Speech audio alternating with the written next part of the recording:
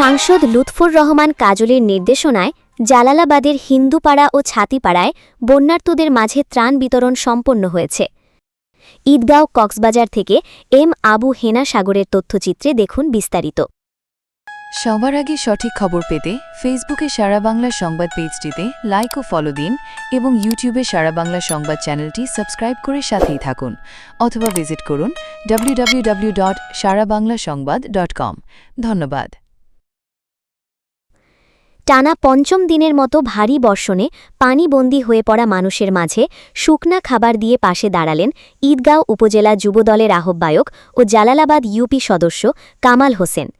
কক্সবাজার ৩ আসনের সাংসদ লুৎফুর রহমান কাজলের নির্দেশনায় বৃহস্পতিবার ৯ জুলাই সকালে জালালাবাদ ইউনিয়নের হিন্দুপাড়া, ছাতিপাড়া ও লড়াবাগ এলাকায় পানিবন্দী লোকজনের মাঝে ত্রাণস্বরূপ শুকনা খাবার বিতরণ করা হয়েছে। এলাকায় পানিবন্দী কর্মহীন ক্ষতিগ্রস্ত মানুষের মাঝে শুকনো খাবার বিতরণ করেছেন যুবদল নেতা জনপ্রতিনিধি কামাল হোসেন বাড়ি বাড়ি গিয়ে। এ সময় পানিবন্দী হয়ে ক্ষতিগ্রস্ত মানুষ অঝোর নয়নে কান্নায় ভেঙে পড়েন। জলাবদ্ধতায় পানিবন্দী পরিবারসমূহের দুর্ভোগ লাঘবে মানবিক সহায়তার অংশ হিসেবে এমন কার্যক্রম পরিচালনা করেন তিনি। এ সময় অংশ নেন ওয়ার্ড বিএনপির সভাপতি হেলাল উদ্দিন, ওয়ার্ড যুবদলের সভাপতি মোহাম্মদ সাগর, সাবেক সভাপতি আরিফ, সাইফুদ্দিন, আসাদুল্লাহ, রুবেল দে, নিপাস দে, আব্দুল হক সহ আরও অনেকে। শুকনা খাবার বিতরণকালে ক্ষতিগ্রস্ত এলাকা পরিদর্শন করেন জালালাবাদ ইউনিয়ন পরিষদ প্যানেল চেয়ারম্যান। তিনি পানিবন্দী মানুষের খোঁজখবর নেন। তিনি বন্যা দুর্গতদের ধৈর্য ধরার আহ্বান জানান।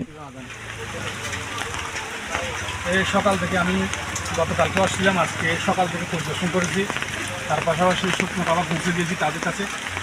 আমার এই জালালাবাদের মধ্যে এই ২ নম্বর ওয়ার্ড হিন্দুপাড়া, ছাতিপাড়ার একাংশ, এরপর লড়াবাগের একাংশ, এই ৩টি এলাকায় পানি প্লাবিত। একদম প্রতিটি বাসায় বাসায় পানি ছাড়া আর কিছু নেই। আমি যেখানে গিয়েছি সেখানে দেখেছি আমার প্রায় কোমর পরিমাণ পানি। যেখানে গেছি সেখানে কোমর পরিমাণ পানি দেখেছি। আর মানে এলাকার পানি নিষ্কাশনের জন্য কী ব্যবস্থা নিচ্ছেন সামনে?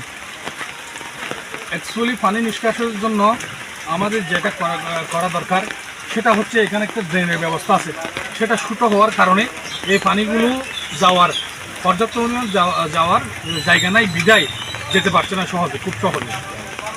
তো সুতরাং ওই জায়গাটা যদি বড় হয় এবং ওটা যদি পরিষ্কার করে দেওয়া যায় অতি সহজে পানিগুলো সরে যাবে। আজকে ইউনু মহোদয় এখানে এসেছিল, ওনার সাথে কথা হয়েছে, ওই ড্রেন সম্বন্ধে ওনাকে অবগত করা হয়েছে। উনি বলেছে ওটা দ্রুত পরিষ্কার করে দেওয়ার জন্য। আমি কয়েকজন লোক দিয়ে আমি ওইটা আজকে ইনশাল্লাহ ওইটা পরিষ্কার করে দেব।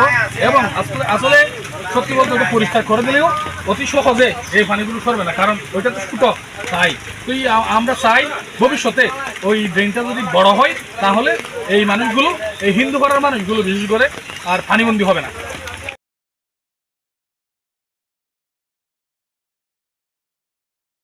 নিউজ ডেস্ক, সারা বাংলা সংবাদ, ঢাকা।